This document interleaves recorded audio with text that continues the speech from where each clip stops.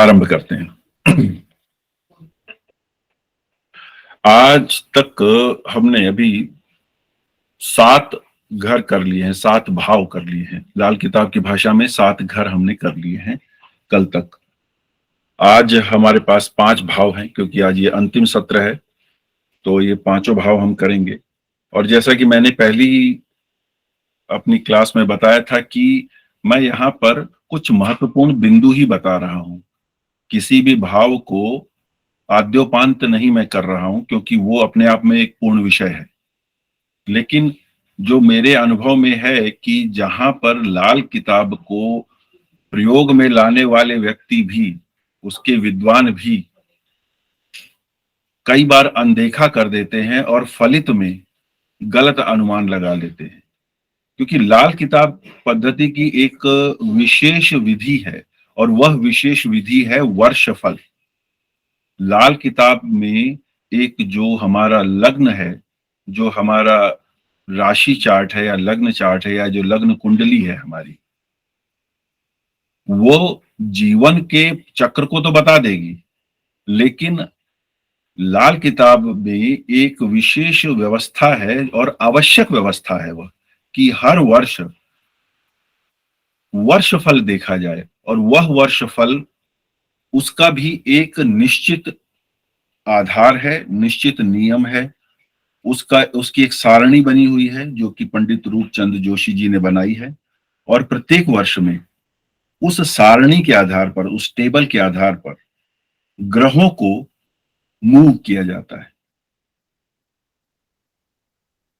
जैसे कि कोई ग्रह पहले वर्ष में या जन्म वर्ष में या जन्म कुंडली में पहले घर में बैठा है, तो दूसरे वर्ष में वह किसी और घर में बैठा होगा, तीसरे वर्ष में कहीं और घर में बैठा होगा। इसी प्रकार जितने भी हैं 9 के 9 ग्रह हर वर्ष अपना स्थान बदलते रहते हैं, लाल किताब की वर्षफल के आकलन की विधि के अनुसार।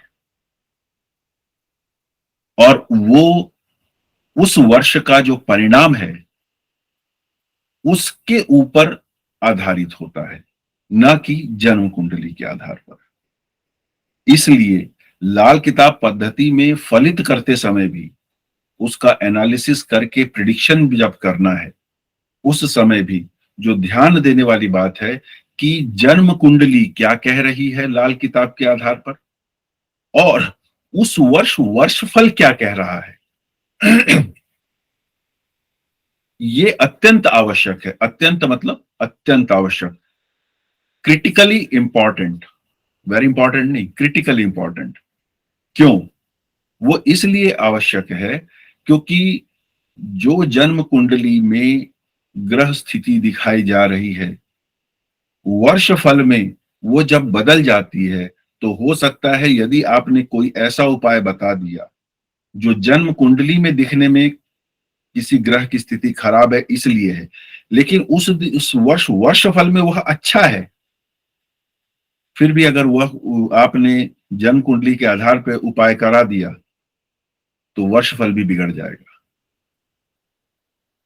इसलिए लाल किताब को मैं बार बार कह रहा हूं, उपयोग में लाने वाले या चाव के आधार पर पढ़कर अपने ऊपर प्रयोग करने वाले सावधान रहे,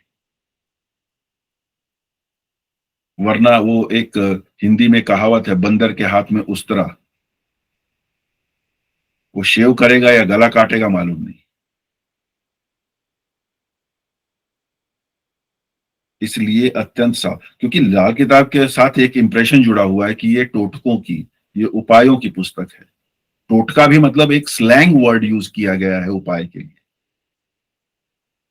वास्तव में वो कुछ टोटका जैसा नहीं है। टोटका तो एक अलग तरह का शब्द है।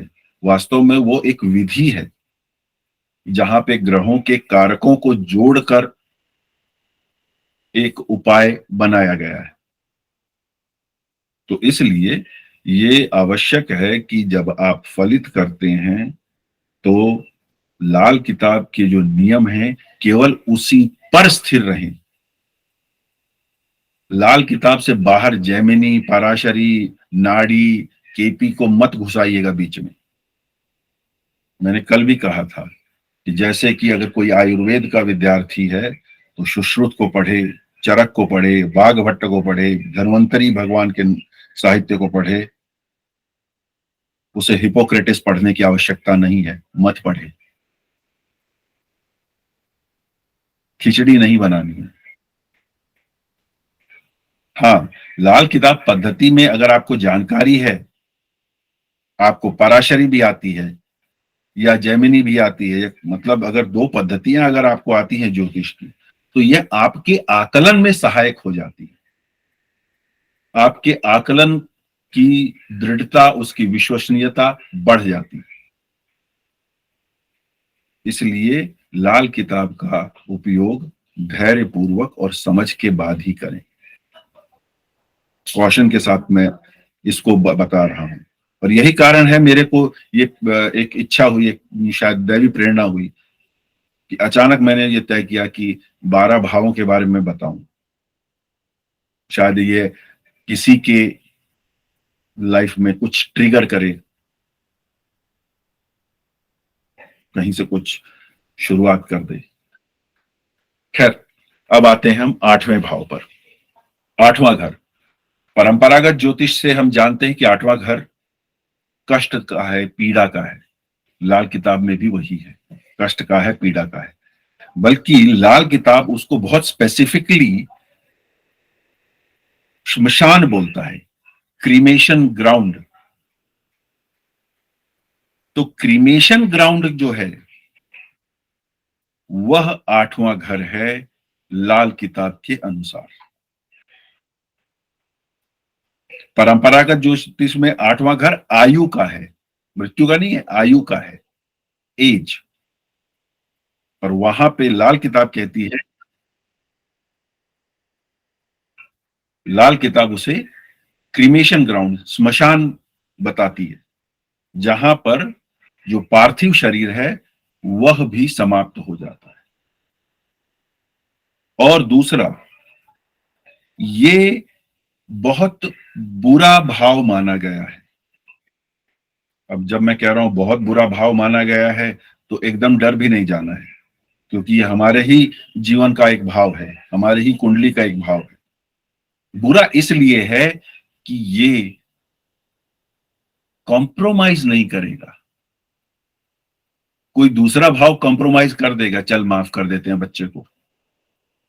8th हाउस कॉम्प्रोमाइज नहीं करेगा, समझौता नहीं करेगा। यदि गलती की है तो दंड मिलेगा। इसलिए इसको बुरा या क्रूर भाव मान लिया गया है, या अति पीड़ादायी भाव मान लिया गया है।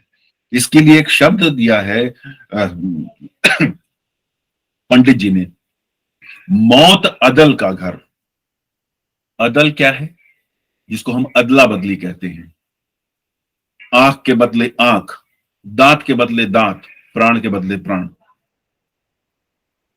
मतलब इतना पैशनेट इसका रिएक्शन होता है, या इतना वायोलेंट रिएक्शन होता है, जैसा मर्जी कहिए। मतलब कि इसे करना है तो करना है, फिर वो किसी को सुनता नहीं। इसलिए 8वें भाव के प्रति सावधान रहना अत्यंत आवश्यक है।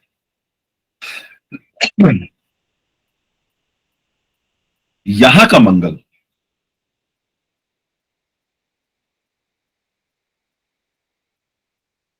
यहां का जो मंगल है उसको मेल्फिक माना जाता है।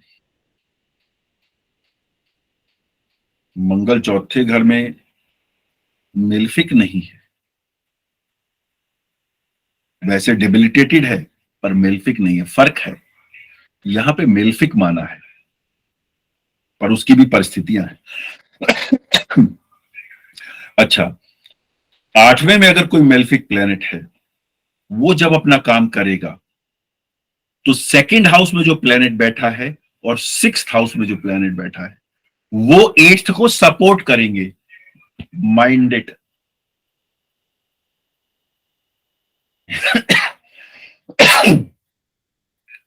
8th हाउस का प्लेनेट जब कोई नेगेटिव रिजल्ट देगा तो उसको सेकंड हाउस में बैठा हुआ प्लेनेट और सिक्स्थ हाउस में बैठा हुआ प्लेनेट सपोर्ट करेगा, यानी कि ट्रिपल वैनी, तिहरी मार।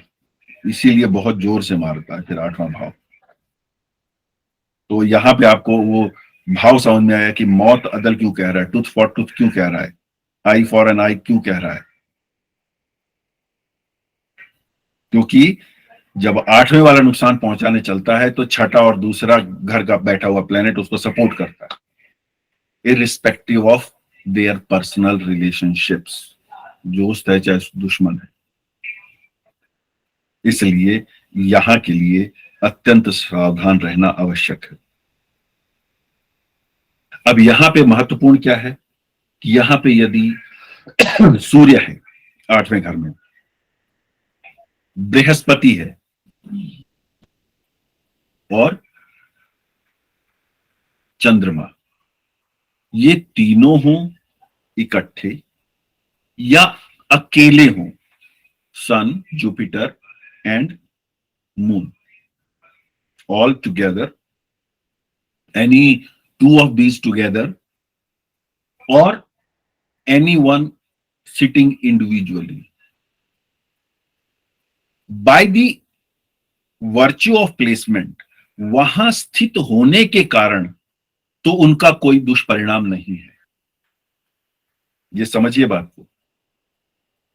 जुपिटर वहां अकेला बैठा है, जुपिटर का वहां बैठने से कोई दुष्परिणाम नहीं है, वहां बैठने से, उस आठवें स्थान पे बैठने से।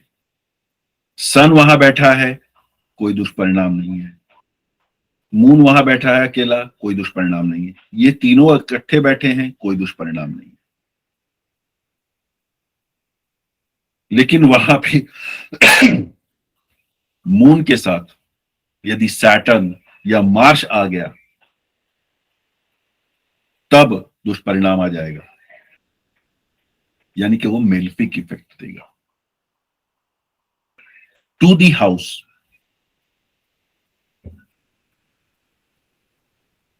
और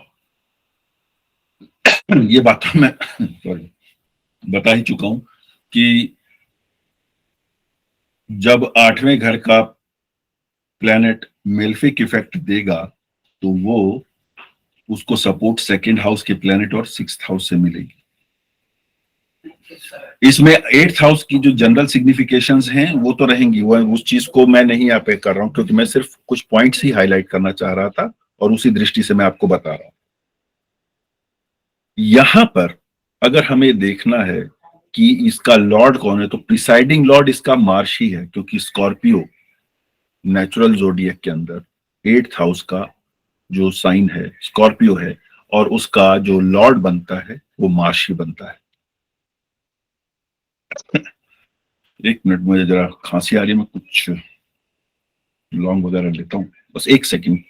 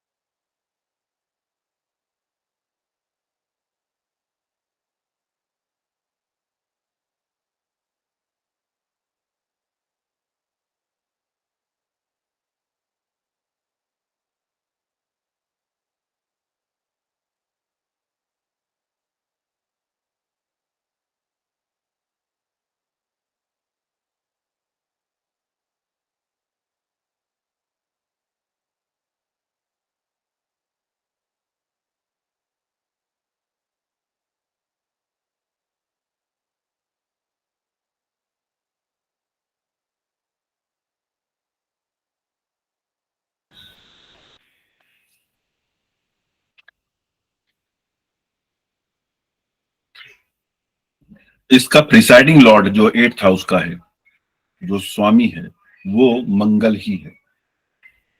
लेकिन अगर हमें ये समझना हो एक बर्ड्स आई व्यू में कि इस घर का परिणाम क्या होगा, तो शनि, मंगल और चंद्रमा कुंडली में क्या प्रभाव दे रहे हैं, उसका जो सम टोटल है वही 8th हाउस का इफेक्ट होगा।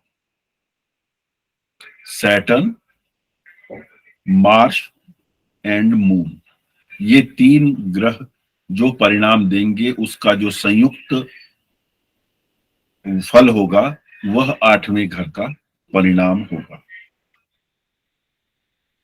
और ये घर की दक्षिण दीवार, साउदर्न वॉल को बताता है। 8th हाउस, 8th हाउस घर की दक्षिणी दीवार को बताता है, साउदर्न वॉल को। 8th हाउस पे कोई क्वेश्चन नहीं? हाँ नीरज जी बोलिए।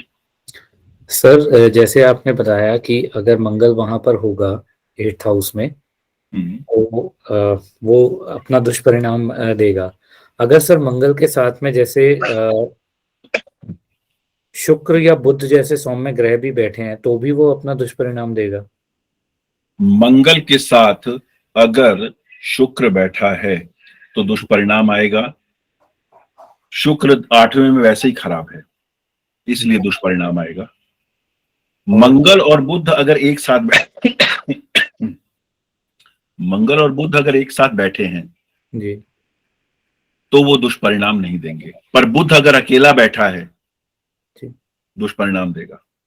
जैसे अगर 8th हाउस में मंगल, बुध और शुक्र तीनों हैं एक साथ, दुष्परिणाम मतलब शुक्र का दुष्परिणाम रहेगा और बुध का नहीं रहेगा, या बुध का भी रहेगा? उसमें बुध का भी रहेगा, बुध का भी रहेगा। क्योंकि अब 3 हो गए ना। जी। जैसे ही 2 से अधिक हो जाएंगे, हाँ जी। ये एक सामान्य नियम पकड़ के चलिए, क्योंकि मैं यहाँ एक्सेप्शंस की बात नहीं कर रहा हूं, तो एक जनरल रूल आपको बताता हूं। 2 प्लैनेट्स, मसनूई ग्रह, कंजंक्शन जब होती है 2 की, तो मसनूई का कंसेप्ट है, वो मैंने कल बताया है। और अगर 2 से ज्यादा हो गए तब आपको फिर से इंडिविजुअल इफेक्ट देखना पड़ेगा। पर अगर 5 हो गए जी। और उसमें मरकरी नहीं है, वो फिर भी अच्छे परिणाम देंगे। ओके। और जैसे आपने बताया सर कि अगर इसके हाउस के रिजल्ट को हमने देखना है, तो हम sum total of Saturn, Mars and moon के रिजल्ट को देखेंगे। तो सैटर्न अगर जैसे वैसे जो लग्न कुंडली में अगर उच्च का है, यहाँ का उच्च नीच अलग है। अच्छा, इसकी उच्च नीच की कंसिडरेशन अलग है ना। आप पराशरी के उच्च नीच मत देखिए, ठीक है। यहाँ पे प्लेसमेंट के हिसाब से उच्च नीच हो जा रहा है, वहां हाउ साइन के हिसाब से उच्च नीच होता है। जी। ठीक है ना। मतलब कि यहाँ पे अगर 7वें में शनि बैठा है तो उच्च का है, no matter which sign it is. Okay. आप समझ गया ना। जी। जबकि पराशरी सॉरी, पराशरी में क्या होगा कि अगर लिब्रा में बैठा है, चाहे वो जी। पहले घर में है, दूसरे में है, चौथे में, 5वें में, 8वें में, 10वें, 12वें में, वो उच्च का माना जाएगा। पर यहाँ पे सैटर्न तभी उच्च का माना जाएगा अगर वो 7th हाउस में है। समझे आप। तो पराशरी के, मैं वही बोल रहा हूं ना, अगर जैसे कि आयुर्वेद अगर आप पढ़ रहे हैं तो बागभट्ट को पढ़िए, धन्वंतरी को पढ़िए, सुश्रुत को पढ़िए, चरक को पढ़िए, हिपोक्रेटस मत पढ़िए, तब आप लाल किताब को समझ पाएंगे।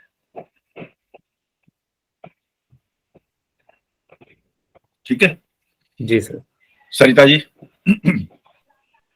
सर अगर 8th हाउस में कोई भी प्लेनेट ना हो तो? ना हो तो कोई बात नहीं, तो फिर कैसे इफेक्ट देखेंगे? तब भी 2nd और 6th के मिले जुले रिजल्ट देखेंगे? भाई बताया ना, सैटर्न, मार्स, मून बताया। तो अगर 8th में नहीं भी है तो आप उनका इफेक्ट देखिए ना, वो बताएगा 8th हाउस का रिजल्ट क्या है। अच्छा सर, 2 मैलेफिक प्लेनेट बैठे हो जैसे सैटर्न और राहु, तब? तब भी मेलेफिक ही आएगा ना इफेक्ट तो। अच्छा, हम्म, ठीक ठीक है सर। इफेक्ट मेलेफिक ही आएगा। ठीक है, हाँ जी सर। दिवाकर जी। हाँ, हेलो, राम राम सर। राम राम जी। अगर अष्टम भाव में अगर बृहस्पति है, वो भी अकेला बैठा है, हम्म, तो वहां उसके परिणाम अच्छे मिलेंगे कि बुरे वहां देखने को मिलेंगे? आठवें घर के लिए बुरे नहीं है। हाँ, आठवें भाव से संबंधित फल वो अच्छे देगा। हाँ, आठवें भाव से संबंधित अच्छे देगा, लेकिन देखिए हमेशा एक बात ध्यान हाँ। रखिएगा आप लोग, चाहे कोई भी पद्धति है हम्म, ज्योतिष की, हम्म, हम्म, कोई भी प्लेनेट गुड रिजल्ट्स तब देगा जब तक कि हम्म, आप उसको ऑनर कर रहे हो। जैसा कि मैंने बताया था चौथे घर को बताते हुए कि चौथे घर का नियम ये है कि यहाँ पे अगर मेल्फिक प्लेनेट भी बैठा है, राहु केतु भी बैठे हैं, they won't give bad hmm, result, they won't give bad result unless कोई ये कहे आ बैल मुझे मार, कोई राहु से पंगा लेना शुरू कर दे या केतु से पंगा, जो भी प्लेनेट वहां बैठा है अगर उससे पंगा लेना शुरू कर देगा, मतलब उसको नेगेटिवली डिस्टर्ब करना शुरू कर देगा, तो वो फिर सर। बैड रिजल्ट देंगे ही देंगे। आप समझे? तो मैंने जैसे हाँ, हाँ। शुरू में बोला कि by the virtue of placement in this house, sun अकेला बैठा है, जुपिटर हम्म, अकेला बैठा है, मार्स हम्म, सॉरी मून अकेला बैठा है, या ये तीनों हम्म, इकट्ठे बैठे हैं, तो ये हम्म, एट्थ हाउस का कोई बैड रिजल्ट नहीं देंगे, ना एट्थ हाउस इन पे कोई मेलिफिक इन्फ्लिक्शन डालेगा। ओके। ठीक है, बट ठीक वही है। बात है कि अदर कंसिडरेशंस आर देयर। हम्म, तब अभी तो सही चार्ट है। हम टोटलिटी में जज करेंगे, बट हाँ, बाय द वर्च्यू ऑफ जैसे प्लेसमेंट वहां कोई दिक्कत नहीं है। ठीक। इसमें बल्कि जैसे हाँ बोलिए। एक बात और पूछना है, जैसे आपने कहा कि फोर्थ हाउस में यदि राहु है, यदि हम्म, आप उसको डिस्टर्ब कीजिएगा तो वो नेगेटिव रिजल्ट देगा। हाँ, डिस्टर्ब मतलब किस सेंस में? वही भी लाल किताब के कुछ रूल्स हैं कि इस एज में, इस ईयर में हम्म, राहु को डिस्टर्ब नहीं करना है। अब राहु रूफ है लाल किताब के हिसाब हाँ, से। ठीक तो है। अगर उस साल उस पर्टिकुलर ईयर में, मैं उस डिटेल में नहीं जा रहा, अगर आपने छत तोड़ दी कि मैं हाँ, रिपेयर तो कराऊंगा, छत गंदा कर देते हैं। गंदा कर दिया, हाँ, उस साल में आपने उस पर कचरा डाल के रख दिया, कबाड़ रखे हुए हैं उस तो पे। ये डिस्ट्रॉय कर देगा फोर्थ हाउस की हैप्पीनेस को। अब समझे? जब तक आप ओके। उसको नहीं कुछ कहोगे तब वो शांत बैठा रहेगा। सही है। ठीक है जी, अब हम चलते हैं नौवे घर पे। थोड़ा ये आज आप मुझे वाटर पी लीजिए सर। अचानक खांसी हो गई है। मुझे लग रहा है कि मुझे थोड़ा गर्म पानी पीना चाहिए। मुझे 1 मिनट और दीजिए। गुड़ पानी आप भी ले पहले पी सकते लीजिए। हैं, गुड़ भी ले सकते हैं। स्ट्रेप्सिल्स ले लीजिए सर।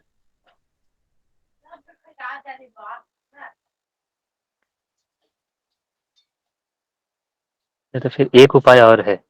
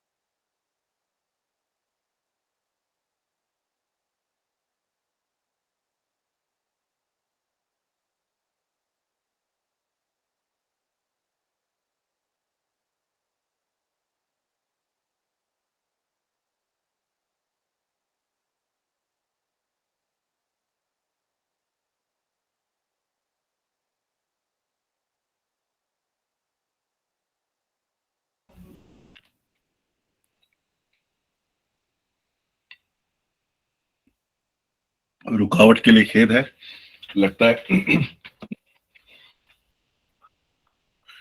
8th हाउस से शुरुआत की है ना, तो कुछ ट्रबल तो आएगी।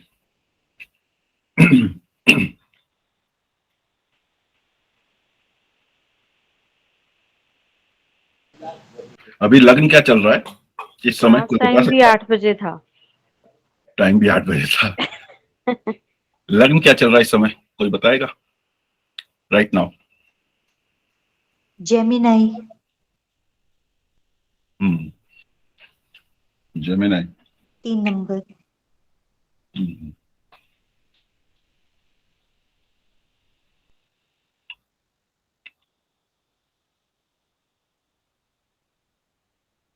ठीक है, 8 आ गया 6th हाउस में। 8 6th में आ गया ना। चलिए 9th पे आते हैं। गुरु ब्रह्मा गुरु विष्णु गुरुदेवो महेश्वर।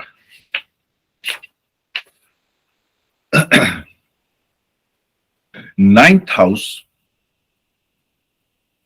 अच्छा हाँ 8th का मैंने बता दिया, सॉदर्न वॉल, दक्षिणी दीवार है, तो अपने घर की दक्षिणी दीवार देख लीजिए क्या कंडीशन है, वो काफी कुछ बता देगी कि आपका 8th हाउस कैसा है। ओके। 9वां घर है उमर दादा या बाप हो अपनी। 9th house tells about the age of the father, age of the grandfather and age of the self। 9वें घर से तीनों की आयु का पता लगता है लाल किताब में, 9वीं घर से। दूसरा क्या है, ये जद्दी जायदाद बताता है। जद्दी जायदाद मीन्स एंसेस्ट्रल प्रॉपर्टी। अभी हमने एंसेस्ट्रल प्रॉपर्टी के लिए कल भी एक घर बताया था, कौन सा था?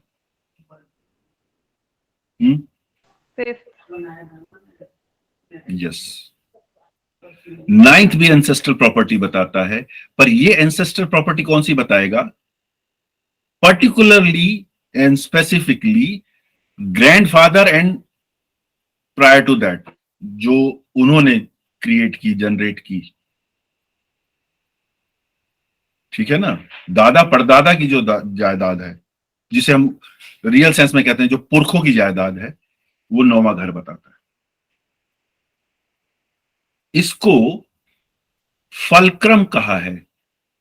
ये जो घर है ये सभी ग्रहों का आधार है।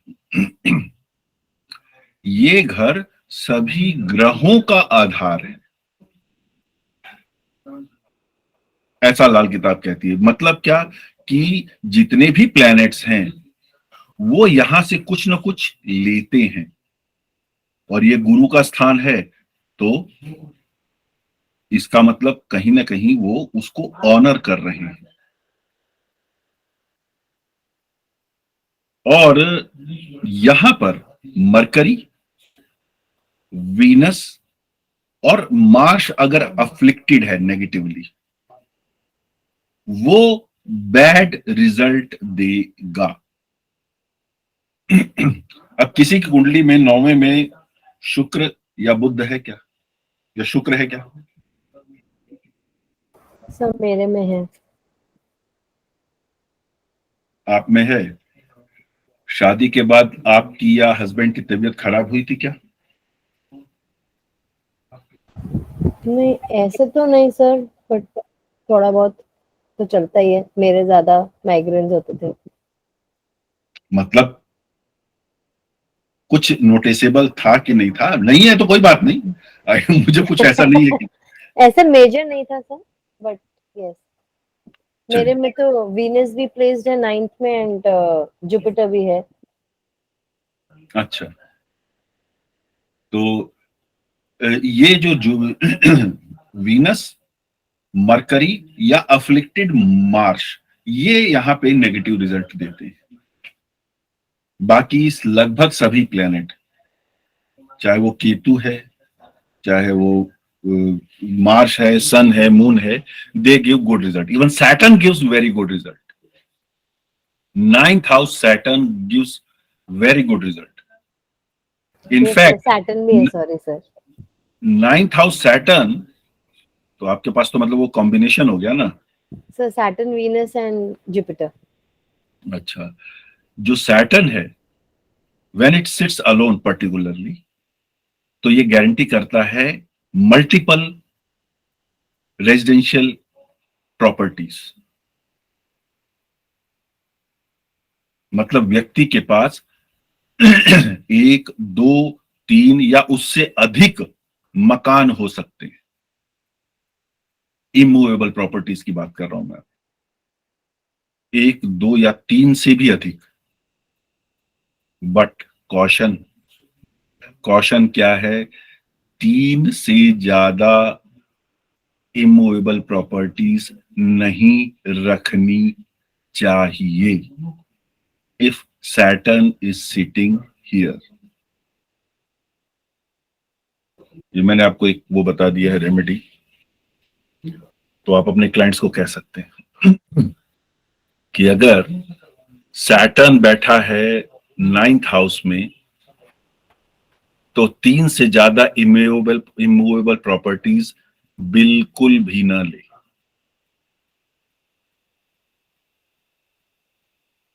ठीक है?